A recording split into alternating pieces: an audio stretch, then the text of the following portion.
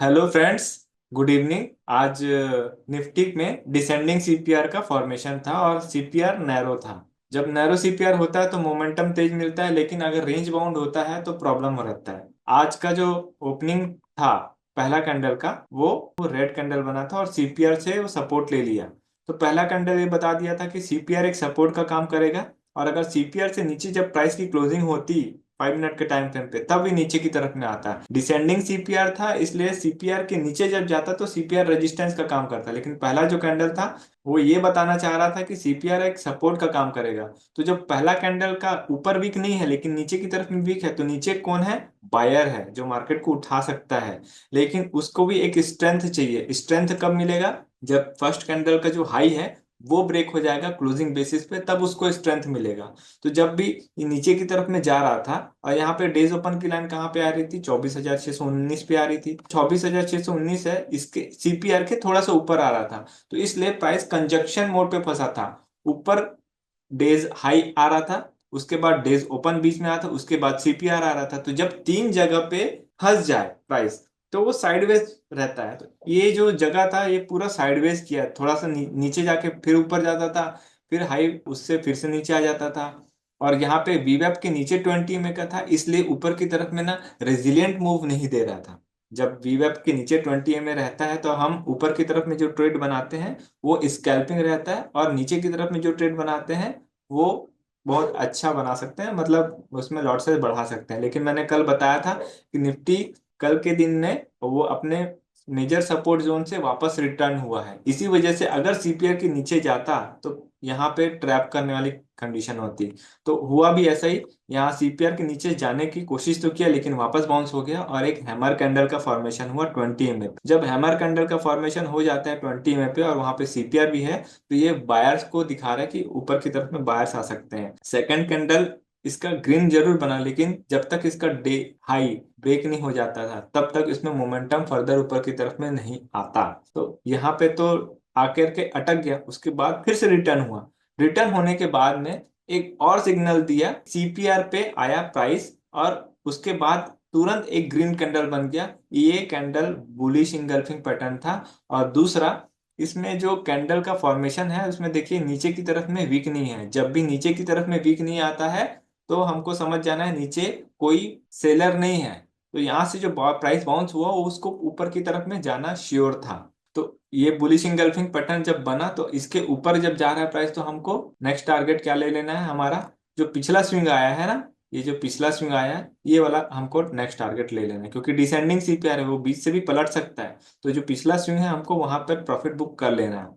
और मान लीजिए आपने इस कैंडल को क्लोजिंग बेस पे निर्णय लिया, जैसे कि ये जो आज का डेज हाई है इसके ऊपर एक जो बुलिश कैंडल बना है, ये क्लोजिंग का वेट किया आपने, तो क्लोजिंग हुआ, उसके बाद में अगर ऊपर चला गया है तो वो वापस थोड़ा पलट के नीचे आता है। जैसे ही पलट के नीचे आएगा फिर हम वहां पे ट्रेड बनाएंगे। और नेक्स्ट टारगेट क्या रखेंगे? आप प्रीवियस डे हाई या R1 भी रख सकते हैं, है ना?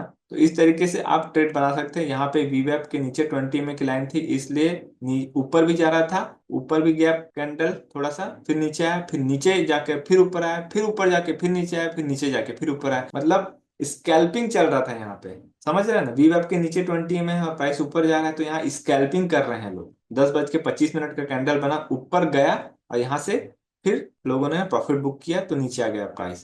फिर उसके बाद नेक्स्ट कैंडल जो बना वो पहले नीचे गया, उसके बाद फिर यहाँ से बायर आया, मार्केट को वापस ऊपर की तरफ में लेके गए। तो नेक्स्ट टारगेट क्या हो जाना है? R1 प्रीवियस डे है। यहाँ पे 20 में वीवेप को क्रॉस करके ऊपर आ गया था। जब भी वीवेप के ऊपर 20 का प्राइस आ जाए तो हमको बाइंग साइड के लिए सोचना है। ये प्राइस वापस नीचे की तरफ में आने लगा और 20 के आसपास आ करके ये प्राइस बाउंस हो गया ऊपर की तरफ में। लेकिन जब प्राइस बाउंस हुआ ऊपर तो ये R1 तक गया है, R1 से ऊपर में ब्रेक नहीं किया है। ये कंडीशन तब फ्रूटफुल होती R2 के लिए जब वो 10:30 के पहले पहले ब्रेकआउट कंडीशन आ जाती, या तो फिर बहुत ज्यादा डीप कंसोलिडेशन होता सीपीआर के ऊपर के लेवल पे, तब जाकर के ऊपर जाने की टेंडेंसी ज्यादा रहती। तो ऐसा कुछ हुआ नहीं। इसी वजह से अगर R1 प्रीवियस डे हाई पे आ रहा था तो यहाँ से रिजेक्शन हो जाता था। वैसे भी डिसेंडिंग सीपीआर में होता यही है कि डिसेंडिंग सीपीआर में जब R1 प्रीवियस डे हाई पे जाता है तो वहां से रिजेक्शन लेता है। जब तक उसको बड़े कैंडल से ब्रेक ना कर दे तब तक उसमें ऊपर की तरफ में ट्रेंड रिवर्सल नहीं मिलता। तो ट्रेंड रिवर्सल यहाँ पे तो मिला नहीं है, नीचे की तरफ में आ गया। और नीचे जब जाएंगे तो हमको क्या करना है, कॉल को सेल करना है, ना कि पुट को बाय करना है। ठीक है। अब प्राइस वीवेब के ऊपर 20 की लाइन है, तो जब अपना पहला टारगेट अचीव कर जाते हैं, जैसे R1 प्रीवियस जो है ये आपका पहला टारगेट है, ये टारगेट अचीव होने के बाद अगर नीचे जाता है तो वहां पर से ऊपर जाएगा, तो जरूरी नहीं कि दोबारा वो R1 प्रीवियस डे हाई पे जाए। तो इसको हमको समझना है। जब नीचे की तरफ में चला जाता है और वहां से वापस बाउंस होता है ऊपर की तरफ में, तो यहाँ पे ट्रेड बनाने से बचना है। जब तक R1 प्रीवियस डे हाई के ऊपर में नहीं जाता तब तक रिजिलेंट मोमेंटम नहीं मिलता ऊपर की तरफ। तो यहाँ पे आप देख सकते हैं वीवैप और 20 में के आसपास आकर के प्राइस की क्लोजिंग हो गई है। और अभी ये जो सीपीआर के ऊपर प्राइस की क्लोजिंग हुई है, सीपीआर के ऊपर भी क्लोजिंग हुई है और डेज ओपन के ऊपर भी क्लोजिंग हुई है। तो अगला सीपीआर असेंडिंग सीपीआर बन गया है। कल के दिन में नैरोएस्ट सीपीआर बन रहा है। जब भी नैरोएस्ट सीपीआर का फॉर्मेशन होता है उसका मोमेंटम बहुत फास्ट रहता है, वो एटलीस्ट 3 लेवल तो चला जाता है। और असेंडिंग सीपीआर का फॉर्मेशन है तो सीपीआर एक सपोर्ट का काम करेगा। सीपीआर पे एक बुलिश कैंडल का फॉर्मेशन होगा तो R1 प्रीवियस डे हाई तो चला जाएगा आसानी से। और R1 प्रीवियस डे हाई 10:30 बजे के पहले ब्रेक हो जाता है तो फिर वो R2 भी चला जाएगा, R3 भी चला जाएगा। लेकिन यहाँ पे देखने वाली बात यह है कि इतना ज्यादा कंसोलिडेशन हुआ है तो हमको रेंज ब्रेक होने का इंतजार करना चाहिए। अगर रेंज के अंदर चलता है तो एक लॉट पे ट्रेड मारिए, और रेंज के बाहर निकल जाता है शुरुआत में ही तो हम यहाँ पे लॉट साइज बढ़ा सकते हैं ऊपर की तरफ में। डेज ओपन का सपोर्ट हमको चाहिए और वी वेब का सपोर्ट भी चाहिए यहाँ पे। अगर नीचे की तरफ में जाना है तो असेंडिंग सीपीआर है, सीपीआर के नीचे की तरफ में जाएगा तो हमको या तो आप कॉल को सेल कर दो, ज्यादा बेटर रहेगा। और S1 प्रीवियस डे लो के नीचे उतर गया तो यहाँ पे ट्रेंड रिवर्सल का फॉर्मेशन होगा तो S2 लेवल हमको आसानी से मिल जाएगा। और S2 लेवल अगर नीचे की तरफ में ब्रेक होता है तो यहाँ पे थोड़ा विरोधाभासी रहेगा, क्योंकि हायर टाइम फ्रेम पे सपोर्ट आ रहा है। इसको हम एक और इंडिकेटर लगा देते हैं यहाँ पे, सीपीआर को और लगा देंगे, और यहाँ पे इसकी सेटिंग इनपुट्स में जाके ऑटो को वीकली कर देते हैं। तो वीकली सीपीआर लग गया है यहाँ पे। यहाँ पे देख सकते हैं सीपीआर के अगर नीचे उतरता है तो S1 प्रीवियस डे लो एक सपोर्ट का काम करेगा, और S1 प्रीवियस डे लो से एक बुलिश कैंडल का फॉर्मेशन हुआ तो वापस वो सीपीआर पे जाएगा, लेकिन एक लॉट पे ही ट्रेड करना है। S1 प्रीवियस डे लो नीचे की तरफ में ब्रेक होता है तो S2 लेवल डेफिनेटली जाने वाला है। और अगर S2 लेवल ब्रेक होता है नीचे की तरफ में तो वो S4 लेवल जा सकता है, क्योंकि नीचे की तरफ में हमको ट्रेड थोड़ा सा अच्छा मिल रहा है यहाँ पे।